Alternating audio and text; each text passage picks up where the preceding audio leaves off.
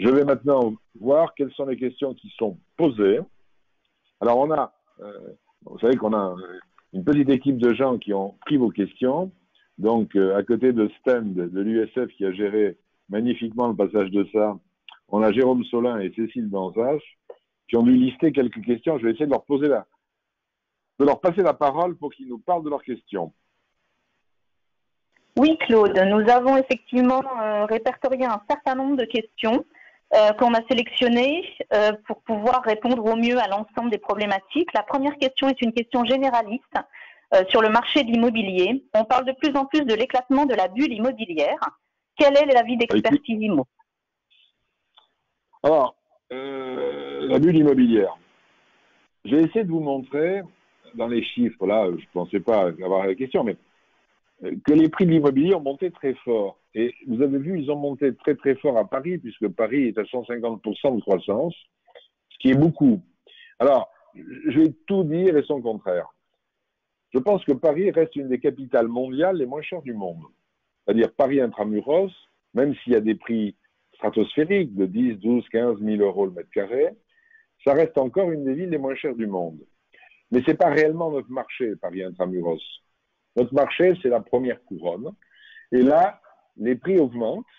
Je trouve qu'ils augmentent un petit peu trop vite. L'attention qu'a fait les Jeux Olympiques sur les chantiers, peut-être l'emballement de certains propriétaires fonciers, voire certains promoteurs ont fait que les prix ont augmenté. Donc je pense qu'il faut qu'on soit vigilant, parce que je pense qu'il y a des endroits où on risque des réajustements. Donc, je parle de l'immobilier logement exclusivement. L'immobilier bureau, logistique ou affaires, c'est tout à fait autre chose, où on risque d'avoir peut-être des baisses si les entreprises sont en difficulté suite à la pandémie. Peut-être qu'il y aura une tension moins forte sur la location, donc peut-être qu'il y aura une baisse de la demande et peut-être des prix. Mais j'en sais rien. Mais par contre, sur le logement, je pense qu'il faudrait que les prix s'assagissent. Je pense qu'ils vont monter moins vite qu'ils vont monter. Et il ne faut pas qu'on participe dans les choix que nous faisons sur des produits chers. Donc, je ne crois pas personnellement à une bulle. Je ne crois surtout pas à une baisse des prix forte. Alors peut-être qu'après pandémie, sous l'effet d'inquiétude, je pense au contraire qu'on risque un peu de manquer de produits. Mais par contre, je pense que la qualité va être de plus en plus un facteur discriminant. Donc je pense qu'il ne faut pas trop lésiner. Et quand je vois que nous avons quelquefois des discussions avec vous sur des prix au mètre carré, il faut des beaux produits, il faut des produits de qualité. Donc il faut qu'on soit dans le marché. Mais donc, je ne crois pas à la bulle, pour répondre à votre question forte. Je crois que dans certains secteurs de l'immobilier, des secteurs comme ceux qu'on a vus au tout début, il peut y avoir des baisses. Et quand on entend baisse sur, je dis n'importe quoi, des bureaux à Perpignan ou des bureaux à tel endroit, ça ne veut pas dire que tout l'immobilier baisse. Ça veut dire que le secteur des bureaux à Perpignan baisse. Et je crois qu'il y a des villes, il faut absolument réfléchir à la demande des villes, c'est-à-dire à la tension locative. Il y a des villes où il y a plus de biens à louer que de biens à acheter. Là, il peut y avoir des bulles et des baisses de prix. Donc, globalement, pas de bulle sur du logement et à mon avis, pas de baisse significative de prix, sauf des points ponctuels. Question suivante. Question suivante. Il y a eu pas mal de questions sur les gestionnaires. Beaucoup d'inquiétudes sur les gestionnaires. Première, je vais vous en poser deux donc. Première question, Odalis va-t-il s'en sortir? C'est la grosse inquiétude sur Odalis. Alors, d'abord, je ne peux pas parler pour Odalis. Odalis est un immense paquebot. C'est un très gros truc. Et c'est vrai qu'Odalis, on a en gros, si vous voulez, une résidence que nous avons faite à Montpellier, en tout début de lancement d'Expertise Immo, qui se trouve en face de la gare dans l'hôtel de la région, qui est classé monument historique, qui est une résidence de tourisme d'affaires. Et on a de temps en temps quelques retards de paiement. Pour être très simple, c'est la seule résidence en France où depuis qu'on a lancé l'activité, il nous arrive d'avoir des retards de paiement et nous intervenons pour les faire régulariser. Moi, mon avis, si vous voulez, c'est qu'Odalis est tellement gros qu'il ne s'arrêtera pas. Il y a de très grosses structures en France avec qui on ne travaille pas, du style Pierre et Vacances, du style Lagrange, qui sont énormes et qui vont souffrir. Odalis, je pense, va souffrir. Je pense qu'Odalis va s'en sortir parce qu'aujourd'hui, il est assez gros pour pouvoir se faire aider par les banques et pour être peut-être préempté par un plus gros. Maintenant, le risque qui est réellement sur Odalis, c'est une renégociation de certains loyers. On a 35 de nos clients sur les 6 000 qui sont gérés par Odalis. Et effectivement, c'est un de mes soucis. Donc, je ne sais pas, je ne pense pas qu'il fasse faillite, et je pense qu'il peut un peu souffrir. Je le déplore. On ne travaille plus avec Odalis depuis 5 ans, dont acte. Donc, c'est un souci. Il est sous surveillance chez nous. C'est très circonscrit, et on va suivre ça de très près. On a accompagné nos clients investisseurs depuis le début. Quand il y a des impayés, nous sommes intervenus. Nous sommes descendus déjà plusieurs fois sur Montpellier pour négocier avec les compagnies d'assurance parce qu'il y a un problème d'assurance. Donc, on suit bien le dossier. Maintenant, l'immobilier n'est pas un secteur sans risque. Il peut y avoir un jour des ennuis. Mais je ne pense pas que, pour reprendre la question, que nous devions être inquiets sur les gestionnaires. Sur l'ensemble des gestionnaires, il y en a effectivement un qui est énorme et qui est fragile. Il y en a des plus petits qui peuvent être fragiles, mais je ne pense pas que leur vie soit menacée. Alors, si la pandémie dure 5 ans, c'est un autre problème, mais si ça reste dans des durées normales, en mon âme et conscience, et vous savez que je suis assez cash, voire même maladroit, je ne pense pas qu'on ait de graves dégâts. Par contre, qu'on puisse avoir un trimestre ou deux en étudiant impayé, c'est possible. Question suivante. Sur les gestionnaires encore, deuxième série de questions que je vous ai regroupées. Sur le sujet des impayés, quel argumentaire peut-on donner aux clients sur la souscription des garanties locatives sur les meublés si dès lors qu'un loyer n'est pas payé, elle ne peut pas jouer? Et question qui va avec, les gestionnaires sont-ils dans leur bon droit de ne pas payer? Et enfin, toujours sur ce sujet de garantie, existe-t-il une garantie impayée dans les garanties souscrites? Bon, c'est le cœur du débat, si vous voulez. Donc, on se résume, un client qui agit dans une résidence meublée, il a un bail d'un monsieur qui lui dit « je te garantis tous les mois, je vais te payer un loyer ». Bon. Donc, contractuellement, il y a un engagement contractuel de payer. Donc, il est indéniable qu'il y a un engagement. Maintenant, quand on a un locataire, alors, tous les locataires, c'est vrai, quelle que soit leur taille et leur qualité, ont un rapport fonds propres, c'est-à-dire l'argent qu'ils détiennent, ramené au loyer qu'ils gèrent, qui se balade pour les plus faibles à 15 jours de loyer et pour les meilleurs à 3 semaines ou 1 mois. Ça veut donc dire qu'un locataire, s'il voulait consommer ses fonds propres, un gestionnaire, s'il voulait consommer ses fonds propres, alors qu'il n'avait pas de clients locataires, pour payer les investisseurs, certains tiendraient 15 jours, d'autres tiendraient 1 mois. Bon. Donc ça veut dire quoi? Ça veut dire que dans un cas de force majeure comme le nôtre, et personne au monde, même les revues de science-fiction les plus folles, n'avait imaginé que la planète entière, un habitant sur 3 soit confiné, arrête de bosser. Personne n'avait imaginé ça. Personne n'avait imaginé qu'on ferme tous les hôtels, tous les restaurants, que tout le monde soit confiné depuis 3 semaines. C'est un scénario que personne n'a vu. Donc c'est très simple de faire du droit, mais quand il se passe une guerre atomique, le droit n'existe plus. Donc, dans ces situations-là, il y a 2 solutions. Soit on a un gestionnaire qui dit « je m'engage, je paye et je ferme ». Et là, nous sommes tous dans une situation catastrophique. Parce que, je répète, c'est pour moi le plus grand risque que nous puissions avoir, c'est qu'un gestionnaire puisse être défaillant, et les résidences, il y aura quelqu'un qui va la gérer. Elle ne va pas rester non gérée. Mais là, à ce moment-là, la personne qui va se présenter, elle va se faire un plaisir que de rentrer dedans en disant « mon pauvre ami, je vous la prends à moitié de son prix ». C'est un métier de rapace, c'est un métier de vautour. Et c'est ce qu'il faut qu'on évite à tout prix. Donc, il me semble qu'ils ne sont pas dans leur droit par rapport au contrat qu'ils ont signé d'arrêter de payer, mais il est vital qu'ils arrêtent de payer parce que s'ils payent, ils vont être dans une difficulté terrible. Donc, il faut qu'ils soient transparents. Sauf les cas de force majeure, le gouvernement a fait arrêter tous les hôtels, je m'excuse, c'est totalement opposable sur le plan, là, ils sont dans leur bon droit. Par contre, sur les étudiants, on a fermé que les écoles. On n'a pas fermé les services périphériques. Bon, donc je pense que nous n'avons pas d'autre choix que d'accepter que nos gestionnaires partenaires appliquent une règle de proportionnalité. Ils disent, j'ai 50% de moins de locataires, ben pendant la période où j'ai 50%, je paie 50%. Car nous avons tout intérêt à ce que, lorsque la pandémie sera finie et que ces lieux vont se remplir, ils repayent et ils reprennent leur rôle. Donc, moi, je maintiens que je ne vois pas de profiteurs, parce que ça me casse les pieds. J'en ai eu peu, Dieu merci, mais j'ai quelques personnes, les réseaux me disent, ils en profitent pour se faire de super bénéfices. Si le métier de gestion était si rare que ça, il sortirait des résultats plus gros. Et moi qui ai les bilans de tout le monde, il n'y a pas de milliardaires dans les gestionnaires. Donc, arrêtons la suspicion et la croyance qu'on est entouré de voyous et qu'il n'y a que nous qui sommes des saints. C'est pas vrai. On a des gens qui gèrent leurs entreprises, j'espère au mieux des intérêts communs des investisseurs et de nous, mais je ne vois pas de voyous. Mais je vais prendre un exemple parce que c'est Habitat Gestion que moi j'avais perdu un peu de vue. C'est un petit gestionnaire. On a financé une résidence avec lui à 3. D'accord? Et lui, il a dit, je paye 2 mois sur 3. Et j'ai 2 personnes qui m'ont appelé en me disant, c'est un voyou, vous vous rendez compte, il est en train de se faire du beurre sur notre dos. J'ai eu plusieurs fois le président de la structure. C'est une structure qui gère 15 résidences étudiantes.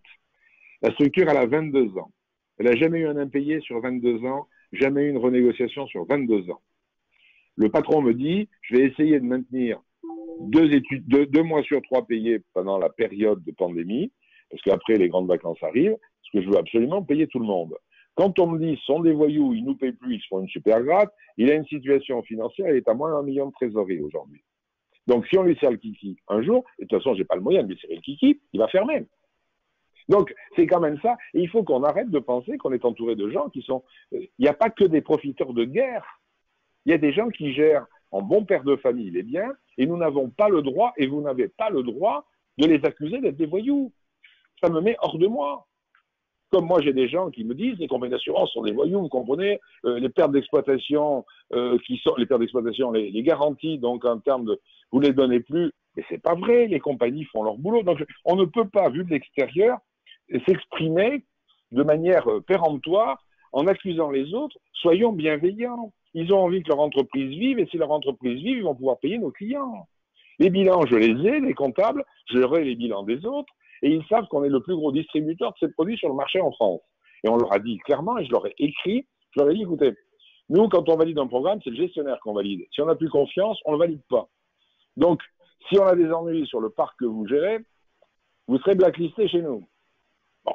Alors, ça n'empêche pas qu'Odalis doit avoir des problèmes de trésorerie parce qu'il fait 80% de gestion sur du tourisme. Et lui, il est fermé partout. Mais par pitié, sur les gens avec qui nous travaillons, le gestionnaire dont je viens de vous parler, ce monsieur donc, dans la région du Nord qui s'appelle Habitat Gestion, sur les gens, on a eu une même discussion sur Fac Habitat et Loc Habitat. On a des gens qui essaient, je pense, de passer comme ils peuvent la pandémie, de montrer qu'ils ont un peu de sens moral, mais je ne sais pas comment faire. Et alors en plus, on me dit, est-ce qu'on peut vérifier si les résidences sont vraiment vides? Ben d'abord, non, je ne peux pas vérifier, pas plus que vous. Je suis obligé de leur faire confiance.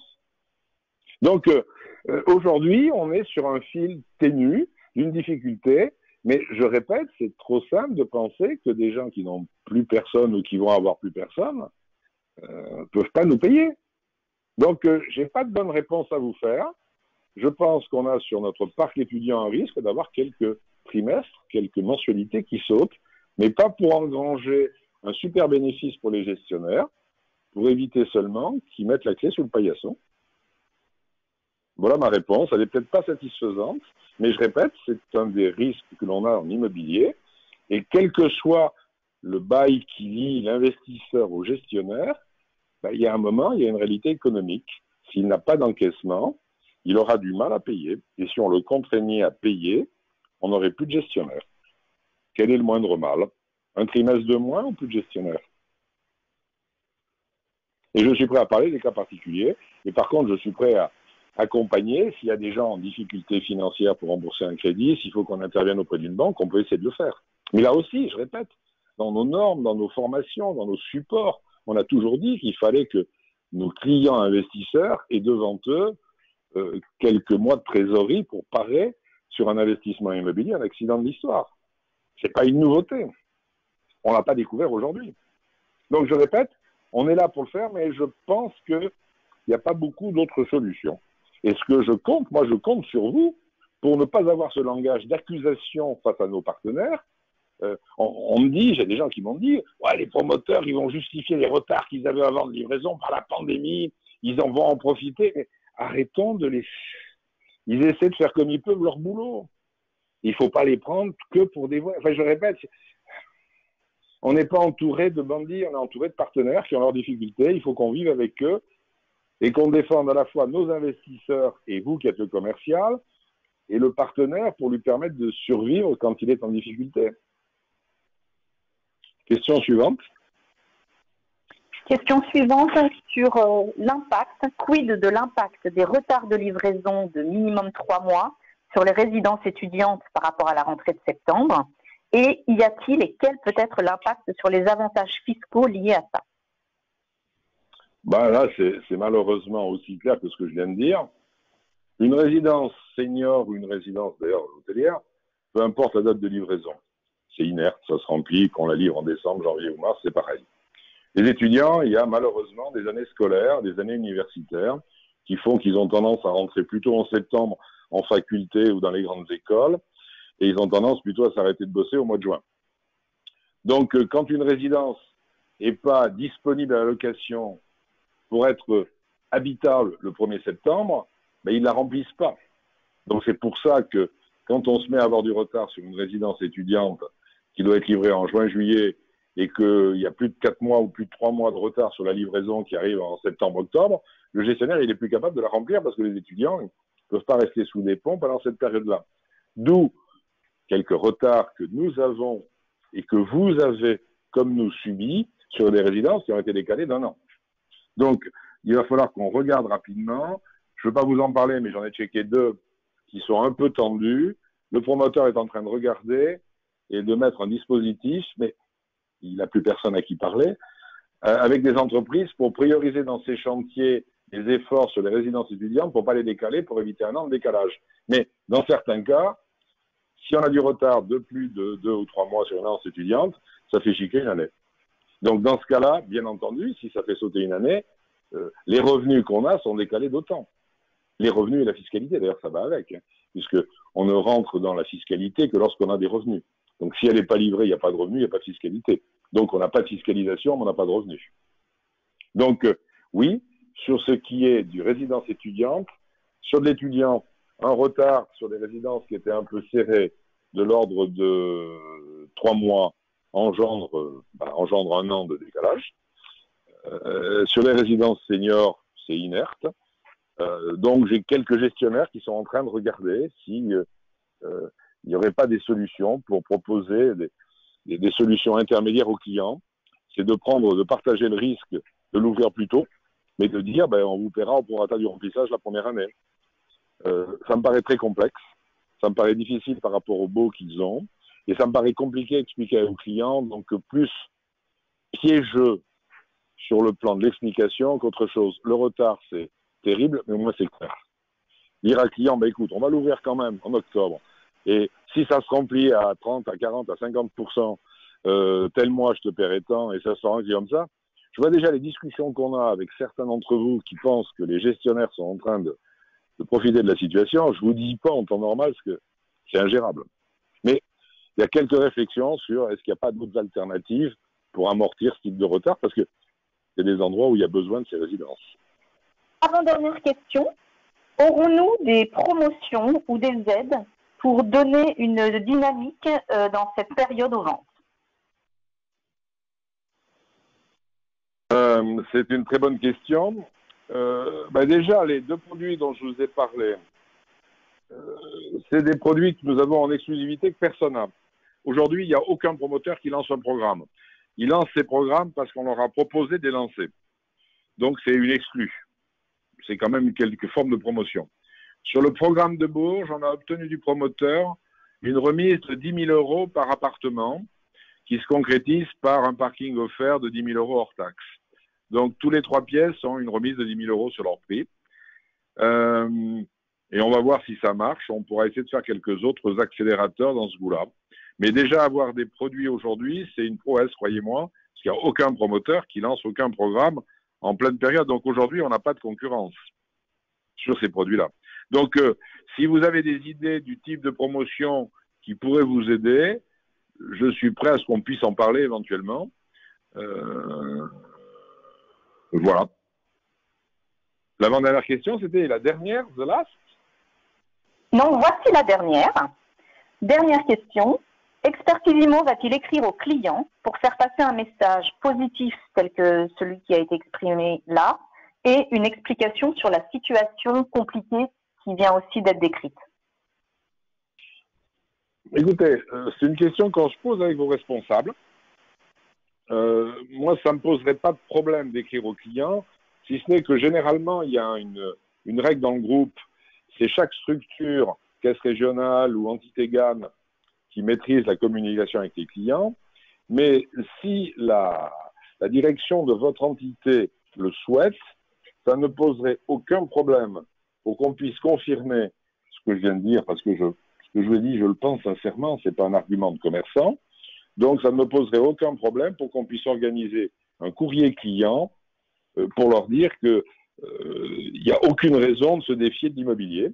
Donc, remontons, et d'ailleurs, écoutez, je vous propose d'en parler tous les mois. Nous avons une réunion avec le patron de toutes les structures. Je veux bien leur poser la question. Toute structure intéressée, je m'engage à leur faire personnellement un courrier aux clients pour leur confirmer que notre confiance dans l'actif immobilier et dans le choix qu'ils ont fait, ça ne pose pas de problème. Est-ce qu'il y a beaucoup de questions auxquelles on n'a pas répondu et qu'on pourra répondre pour respecter l'horaire et sur lesquelles on répondra sur la foire aux questions, ou est-ce qu'il n'y a pas beaucoup d'autres questions, Cécile? Non, globalement, on a essayé de trier par thématique pour essayer de répondre à tout le monde. Après, il y a eu quelques questions sur des résidences particulières qui ne sont pas l'objet d'un webinar plus général et destiné à autant de monde. Donc oui, il y aura peut-être quelques questions très individualisées auxquelles il faudra répondre, mais avec des réponses individualisées aux gens qui les ont posées, mais très peu finalement. Bon. Bah écoutez, au nom de toute notre équipe, je voulais vous remercier d'abord d'avoir participé à ce webinaire. Je voulais vous remercier de votre accompagnement au quotidien depuis des mois et des années sur notre activité. Nous sommes devenus le 4e vendeur français d'immobilier, c'est grâce à vous.